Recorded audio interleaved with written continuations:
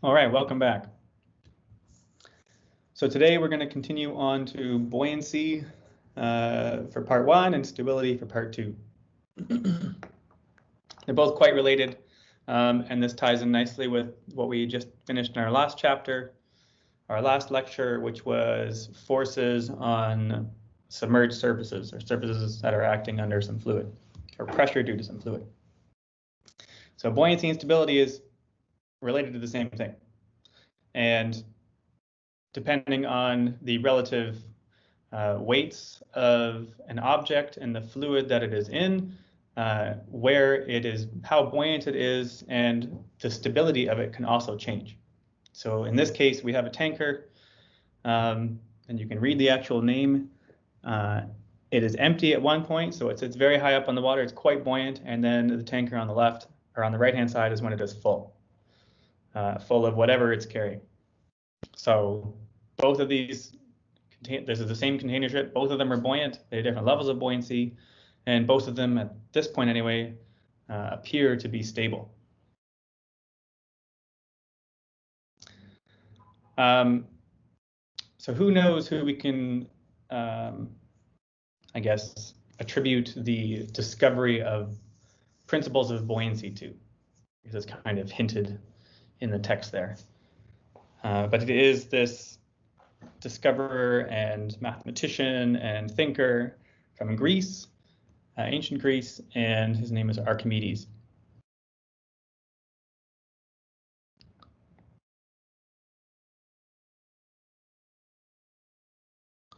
So Archimedes had a lot of inventions, discoveries, a lot of them around fluids, but he also was known as a master of levers. He was the first to actually define pi in the basically equal to the numbers that we would use today, 3.1415. He discovered hydrostatics and buoyancy, which is what we're going to talk about today. He also invented something called the Archimedes screw, which influenced a lot of Leonardo da Vinci's inventions.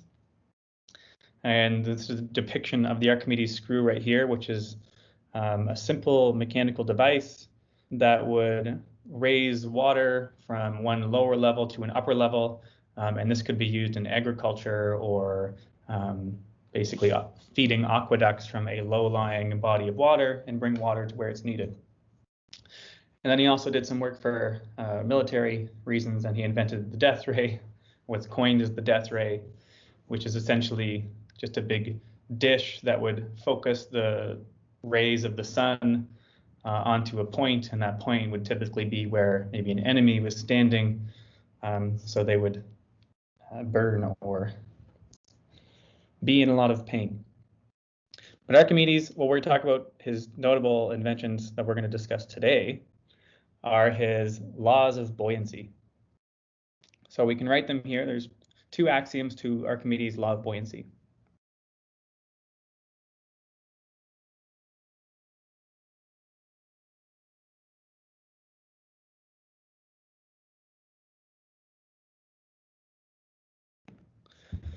So the first one states that a body immersed in a fluid experiences a vertical buoyant force equal to the weight of the fluid it displaces. So a body immersed in a fluid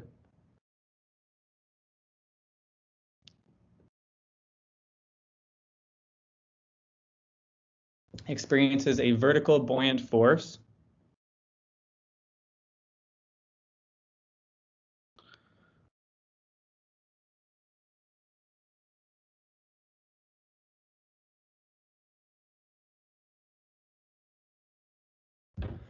equal to the weight of the fluid it displaces.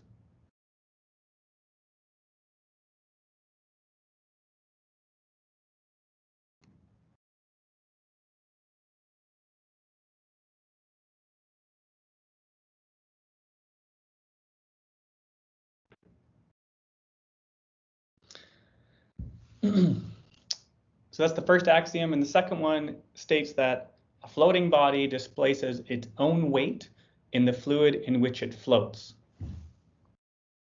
So a floating body displaces its own weight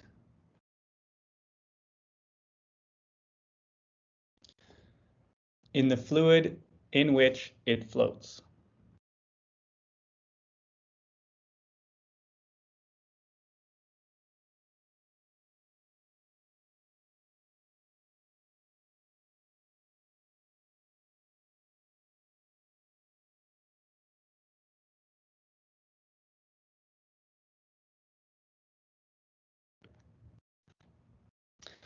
So these are the two axioms of Archimedes' law. Archimedes' law of buoyancy. A body immersed in a fluid experiences a vertical buoyant force equal to the weight of the fluid it displaces. And then second, a floating body. Fix that. A floating body displaces its own weight in the fluid in which it floats. So let's maybe show a picture of this. So the first axiom states that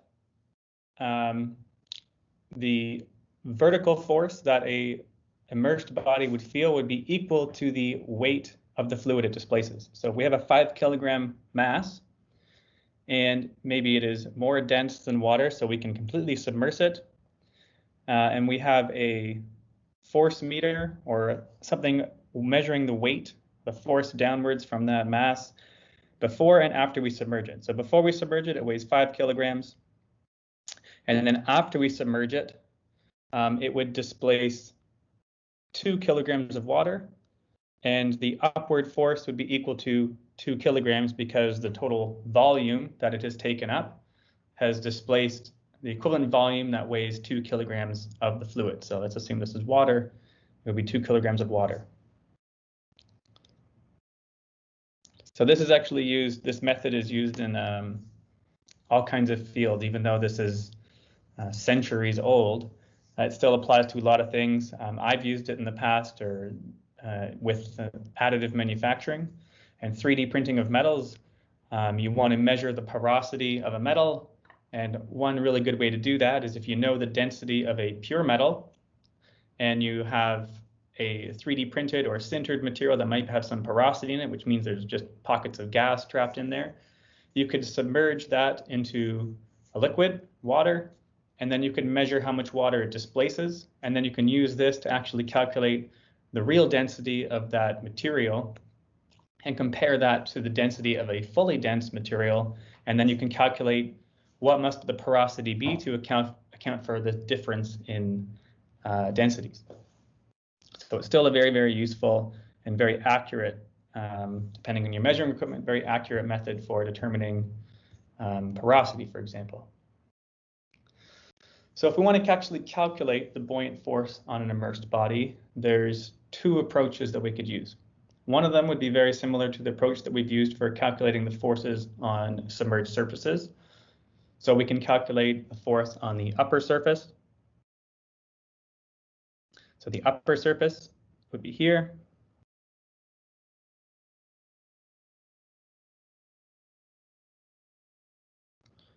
Try and draw that a bit better.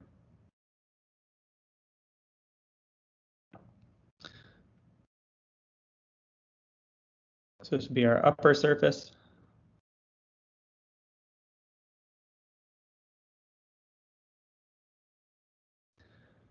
And we could calculate the force on the bottom surface.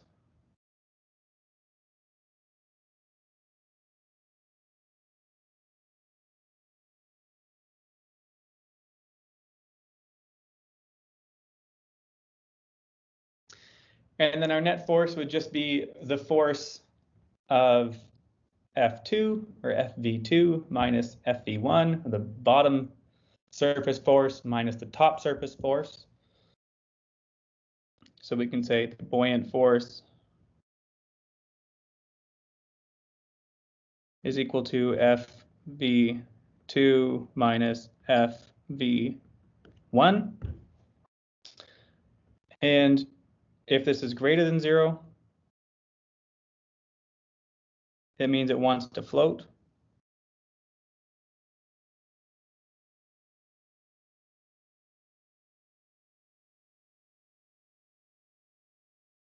or sorry, we need to include the actual weight. Missed one component here. We would have our center of gravity and our weight.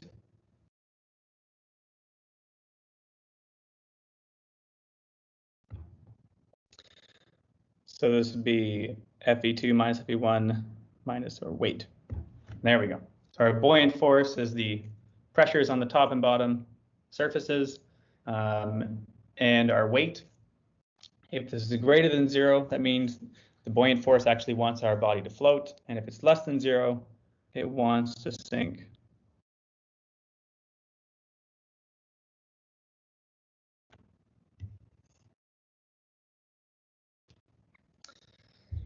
So that's one method, and it could work well, except sometimes the surfaces are maybe a little difficult to calculate. So we could use another method where we could look at a horizontal element and calculate the pressure difference, or that vertical difference, Z2 minus Z1, or Z1 minus Z2. And then we could sum all of the elemental forces over the whole body, and we could calculate the total equivalent pressure, which would be the force if we integrate over the entire body, to determine whether that force is upwards or downwards. So if we look at that first method again, we look at the forces on the upper and lower surfaces. So we can say FB is equal to FV2 minus FV1. And this would be equal to the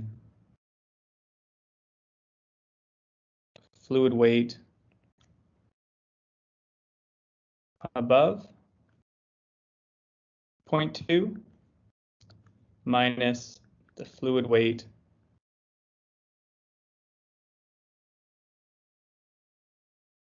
above 1.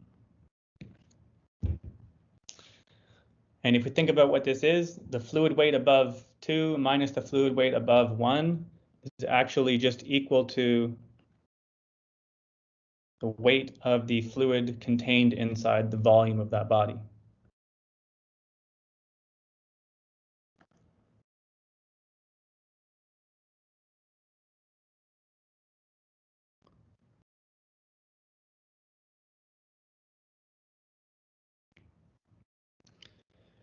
So the weight of the fluid equivalent to the body volume.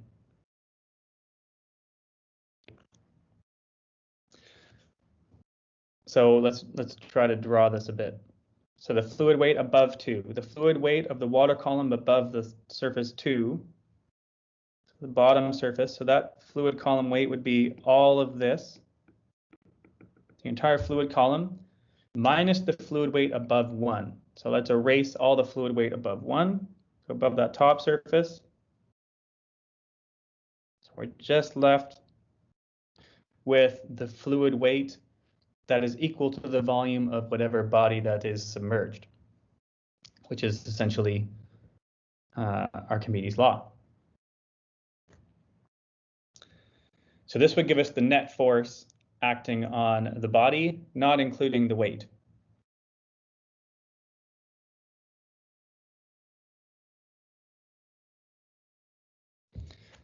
So the summation approach, if we knew some function that described the shape of the body, we could integrate, and we could write an integration equation that looks something like this. So we wanted to find the net buoyant force due to the difference in pressure from the top and the bottom surface. So if we integrate it over the entire body of the surface,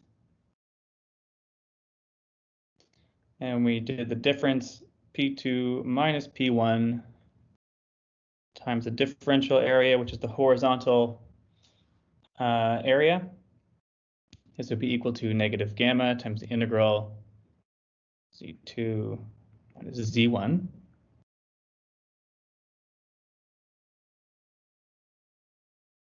Over the body, which is just equal to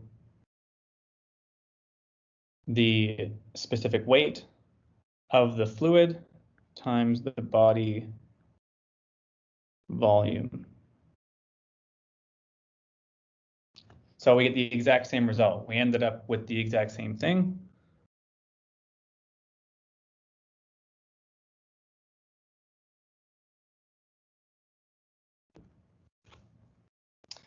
Where we just have the weight of the fluid times the volume, or the specific weight of the fluid times the volume of that amount of the fluid that's displaced from that body. So if we wanted to write the equilibrium equations, in vertical equilibrium, the buoyant force is equal to the body weight. So in vertical equilibrium,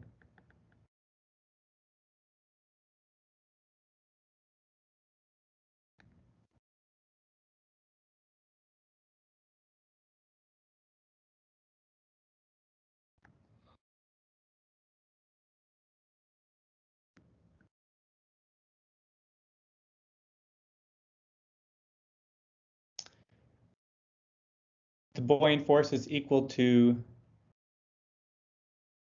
the body weight.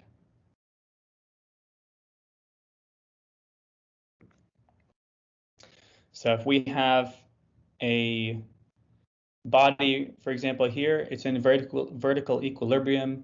It's floating. It's not sinking or rising through that fluid. It's stable. It's in equilibrium. We can write the buoyant force, FB, is equal to gamma times the displaced volume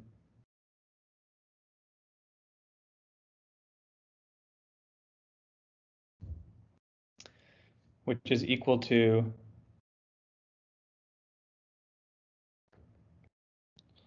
floating minus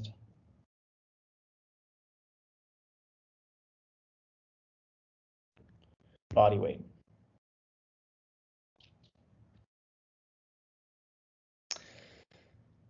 So this is if a body is in equilibrium. So when a body is in equilibrium, we have a few points that we need to consider. Any part of the body that's floating above the surface of the fluid, we can just neglect.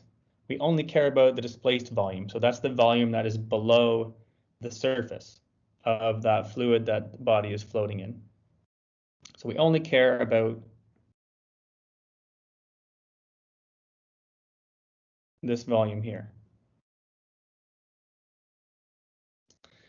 Next thing we need to consider is, which we'll come back to for stability, we can define the center of gravity of a body.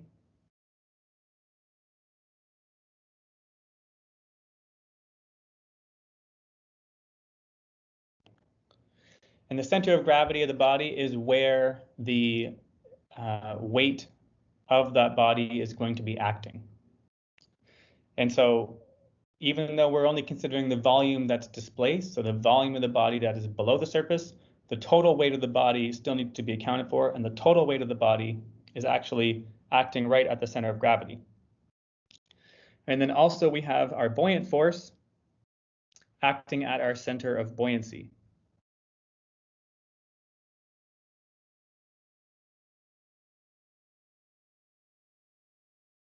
Maybe I'll erase these lines in here just so it's a little more clear.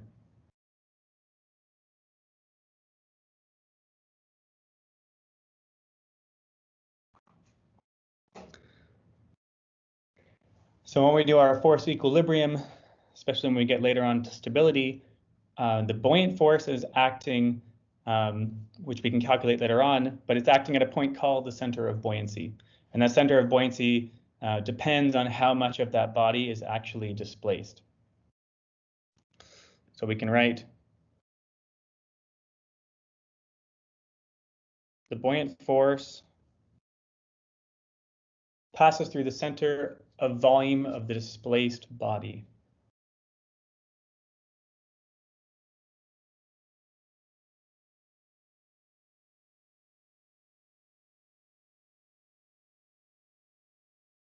The center of volume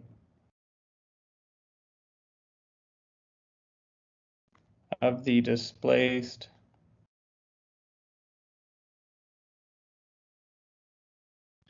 body. And this is called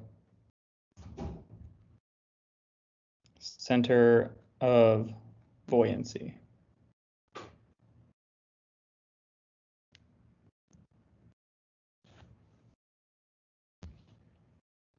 So the center of gravity is the center of volume of the entire object, and the center of buoyancy is the center of the volume of just the displaced part of the object. And the weight of the object acts at the center of gravity, and the buoyant force acts at the center of buoyancy. So let's do a quick little example. So we have an instrument package shown. It is a rectangle shape and is suspended from the seafloor by a cable. If the package has a weight in air of 258 newtons, calculate the tension in the cable. And it tells you that the specific weight of seawater is 10.05 kilonewtons per meters cubed.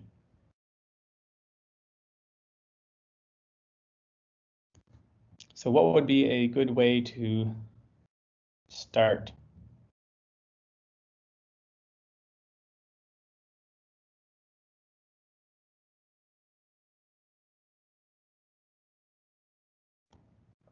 Well, let's just start by writing down some equations. We know the buoyant force is equal to specific weight of the fluid times the volume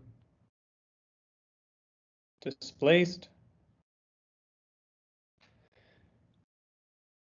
And we know the equilibrium means that the sum of the forces acting on that body, because it's being held at the bottom, it doesn't say it's floating up or moving.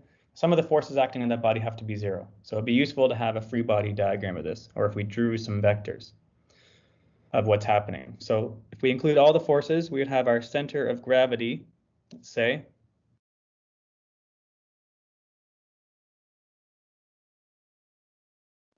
and it's going to have a weight W of the body acting at that center of gravity. It's going to be acting downwards. We also have the cable acting in tension. So that cable has tension T, and that's acting downwards. And then the other force that's going to be acting on this body is our buoyant force. And it's going to be acting at our center of buoyancy. And if this is completely submerged, then that means our center of buoyancy would be acting at the same point as our center of gravity for the body, because it's the center of the volume. Yeah, FBD is just free body diagram. So if we were to draw our free body diagram, we could just draw our block.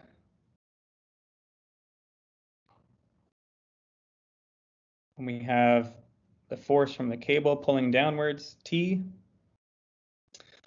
We have our center of gravity and our weight, W, pushing down the center of gravity, and our buoyant force is also acting at that same point. So could you repeat what happens to the center of buoyancy if it's submerged? So the center of buoyancy is the center of the volume that is submerged. So in the case of something floating where you have some of the volume above the surface, so maybe we'll go back up and look at that again. If we have part of the volume above the surface, then we don't count that for the center of buoyancy. The center of buoyancy is just the center of the volume of all of the displaced fluid. So if we had the case where we had a completely submerged object, like in this example, the center of the volume that is submerged is the center of the entire volume, because the entire thing is submerged. So in this special case, or when you have an entirely submerged object, the center of buoyancy is the same spot as the center of gravity. Now that's assuming that this is a uniform block of material, so I don't have maybe lead on one side and something heavy on the other side. So if it's uniform, our center of gravity and our center of buoyancy will be the same place for a completely submerged object. So we have our free body diagram. The next equation we can write is sum of the forces in the y direction. or let's call it Z direction. Let's say this is Z. Just make this our X direction. So some of the forces in the Z direction, according to our diagram, we have negative W minus T plus FB is equal to 0. And we arrange this, we can get FB is equal to W plus T. We actually want to solve for the tension, so let's actually solve for the tension instead. So the tension force is going to be equal to the buoyant force minus the weight. So we have equation 1, we have equation 2. If we put equation 1 into equation 2, we can rewrite tension force is equal to gamma of the fluid times the volume displaced. Let's just call the volume of this length, width, height. Length times width times height, because it's a rectangle, minus the weight. So we have gamma of the fluid is known as 10.05.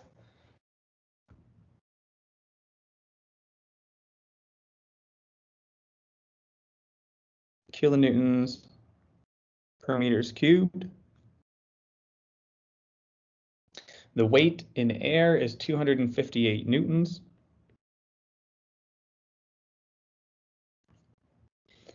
And we know the volume of the block would be equal to 0.45 meters times 0.6 times 0.3.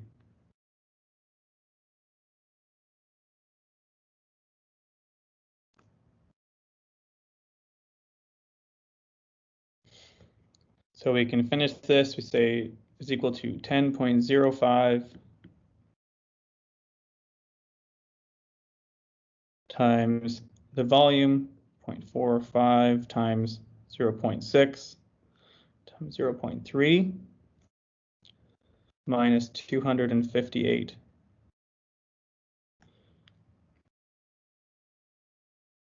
Newtons, except we have newtons and kilonewtons.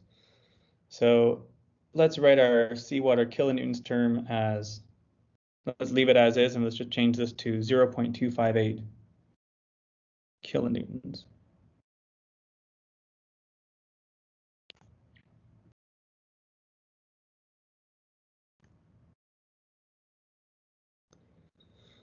So it's up here, 0.258 kilonewtons. So we have consistent units, kilonewtons per meter cubed times meter cubed gives us kilonewtons minus kilonewtons.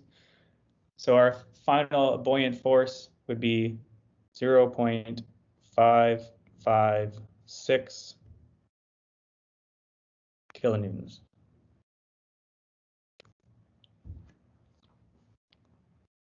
So if the weight of our object was more, then we would get a negative answer if the weight exceeded the specific weight of the fluid times the volume. And if we got a negative answer, then we would have the case where the system was no longer in equilibrium and it would sink. So another problem could be, what is the maximum density of that block or that instrument that can be held or submerged with this system and held in place with a tension cable to the sea bottom. So there'd be a maximum density that would be able to work for this problem. So as long as we got a positive value here, that means our answer is valid. We have a positive tension. Cable can only hold a tensile stress or tensile force. And in this case, the tension would be 0.556 kilonewtons or 556 newtons. So let's look at another problem. A certain steel pipe has an outside diameter of 168 millimeters. A 1 meter length of pipe weighs 277 newtons in air, would the pipe float or sink if it was submerged in glycerin? And it gives a specific gravity of glycerin is 1.26.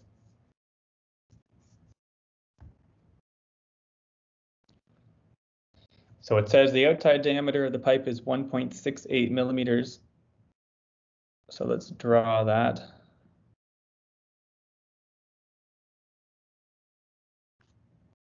.168 meters. It weighs 277 newtons.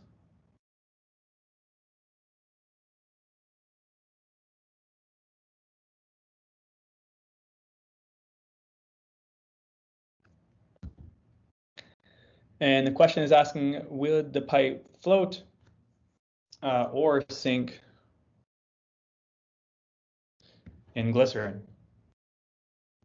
So we need to find what is the buoyant force,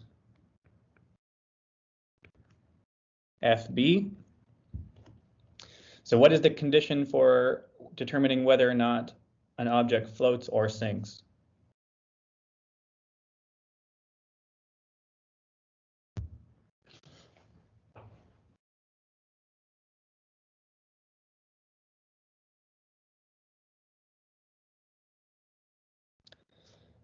Right, so we need to compare the buoyant force with the weight.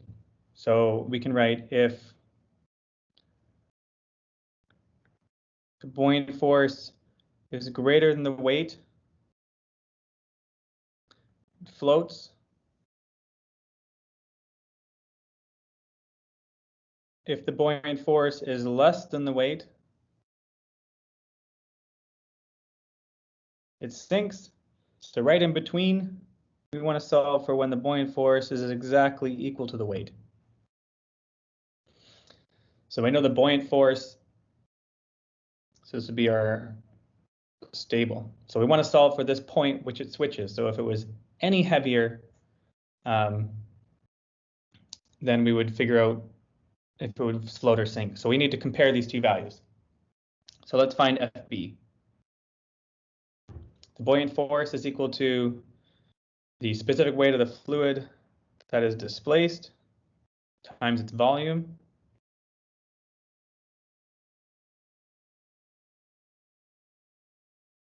So this is equal to 1.26 times the specific weight of water, which is 9.81 kilonewtons per meter cubed. And the volume is going to be the area of the end of the pipe times the length of the pipe. So that's pi over 4 times 0.168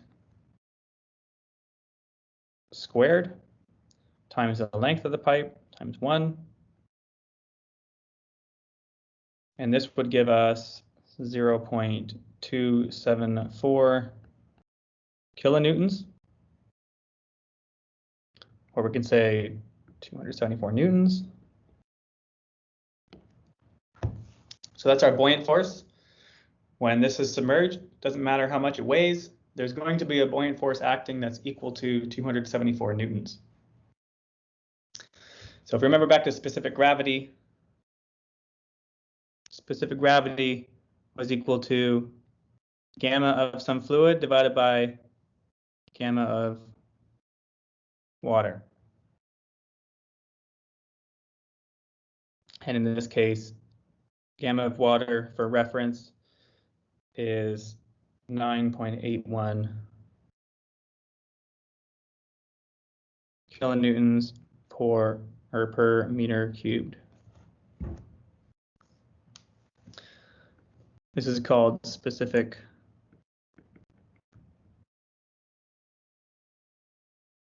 gravity. It's just a unitless way of describing the weight of some fluid relative to water. So if it's larger than 1, that means it's more dense than water. It's a higher specific weight. It's less than 1, it's less dense. So glycerin is denser than water is. So if it's a denser fluid, that means the weight of the fluid that is displaced by the same volume would be more. So a denser fluid would have a larger buoyant force for the same volume displaced. So that's why if you were to swim in a freshwater lake, freshwater is less dense than saltwater. So you feel more buoyant, you float better in the ocean than you do in a freshwater lake. So we have our buoyant force. Now let's calculate the weight, or the weight's given is 277. So since it's quite close, but since the buoyant force is a little bit less than our weight, then our pipe would sink.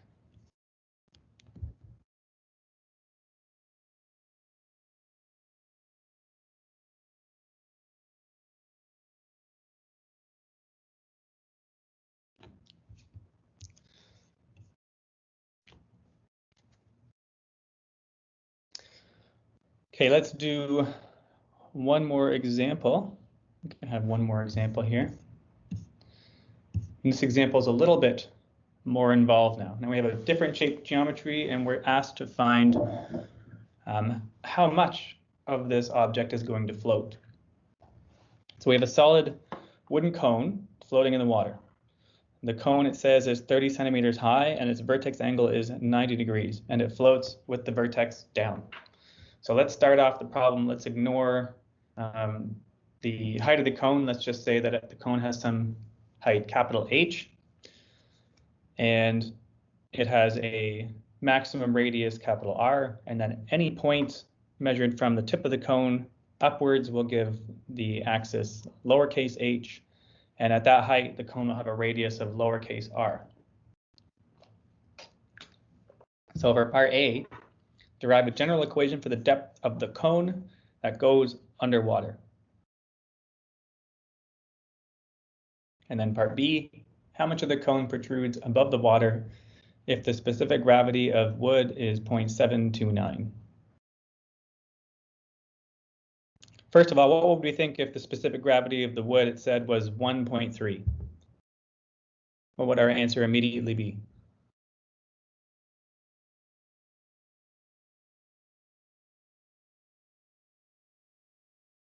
Right. If the specific gravity of the object, and it was continuous and homogeneous throughout, if the specific gravity of the object was higher than 1, that would mean it is more dense than water that it's floating in, so it would not float, it would just sink. It's a more dense object. The weight of the fluid that it displaces when it's fully submerged is less than the weight of the object, so the buoyant force is less, so it would sink. So since the specific weight is less, we can think, okay, we can't just get the easy way out here. We have to actually figure out when this floats. So when we have an object floating and it's in equilibrium, we said that that's when the weight of the body is equal to that buoyant force. So this is our condition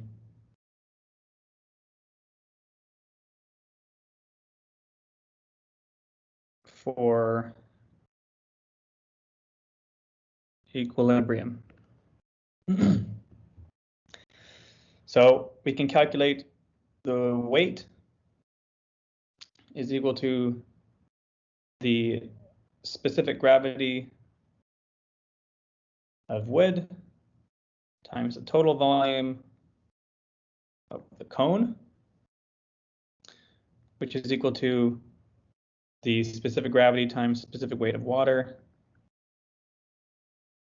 And the volume of a cone with dimensions r and h is equal to pi over 3 times r, capital R, squared times h.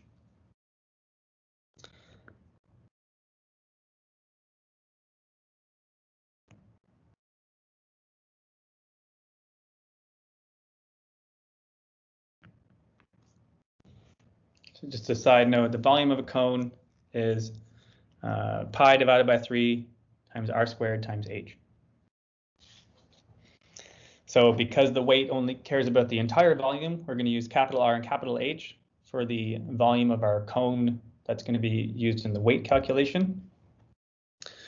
So we have our equation for the weight. Let's write our equation for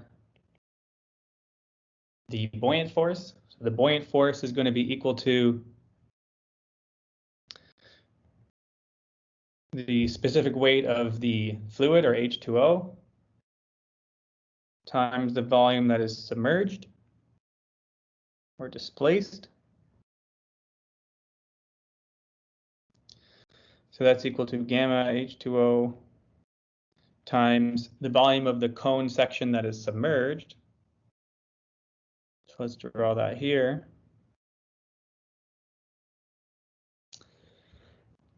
Is just going to be this lower section, and that is going to be pi over 3 times lowercase r squared times lowercase h. And this would be our equation 2. And the first equation up here, I guess we'll call this equation 0.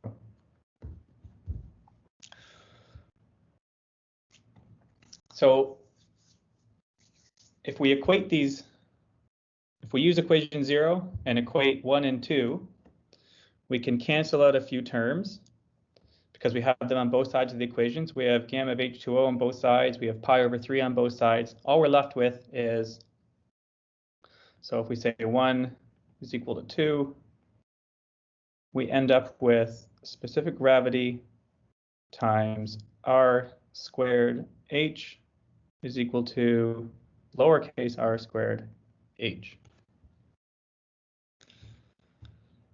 So we have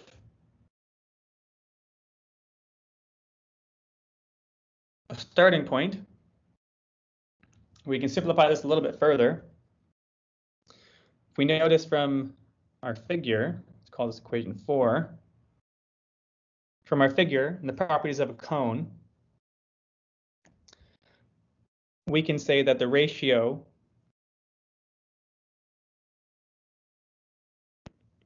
properties of cone, the ratio r over h is equal to the ratio capital R over capital H. So the reason we're doing this is we're trying to get rid of this r squared term. We want to find an equation for the height as a function of capital R, capital H, and the specific gravity of the block or the cone. So we need to find r squared as a function of the shape of our actual block. So let's call this equation 5. And if we substitute equation 5 into equation 4, then we will end up with h cubed over h cubed is equal to the specific gravity, or we could just say that the height of the submerged, or the amount of the cone that is submerged, h, is equal to capital H times the specific gravity to the power of 1/3.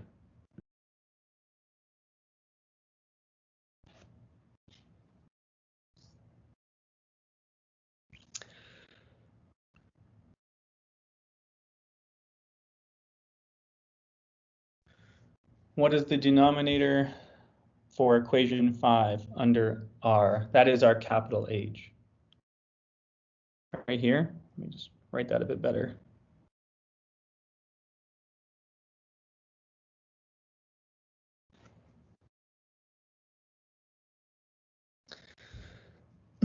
So all we did was we substituted in our equation for r. So we would get an, if we wanted to rearrange this a little bit, square both sides and isolate r squared. So we would end up with r squared is equal to h squared, r squared over h squared. So if we substitute this in for our r squared, then we'd have an h cubed. The capital H cubed on the bottom would multiply to the other side to get another big H cubed, and the two r squareds cancel each other out. We're just left with two h cubes, and we solve for the smaller h, and that gives us the height or the depth, whatever you want to call it, the amount of the cone that is resting below the surface of the water at equilibrium. So when it is in equilibrium with the buoyant force. So now the question is asking, how much of the cone protrudes above the water if the specific gravity of the wood is 0.729? So now that we have this equation, this seems relatively easy. And we know the cone height is 30 centimeters. So big H is 30 centimeters. So we can write for B, our specific gravity is equal to, what did it say, 0.729. And our cone height is 30 centimeters. So big H is equal to 30 centimeters. So let's use our equation. H is equal to 30 times 0.729, the power of 1/3. And we should get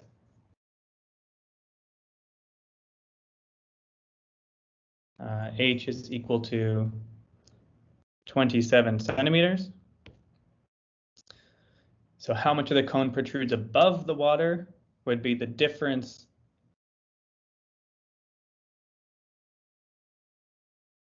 above the water would be the difference H minus H, which is equal to 30 minus 27.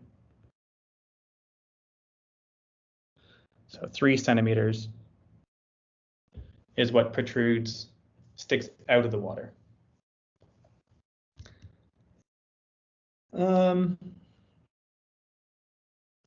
right, do we have any questions in the chat? Looks like you guys are helping each other out. That's good.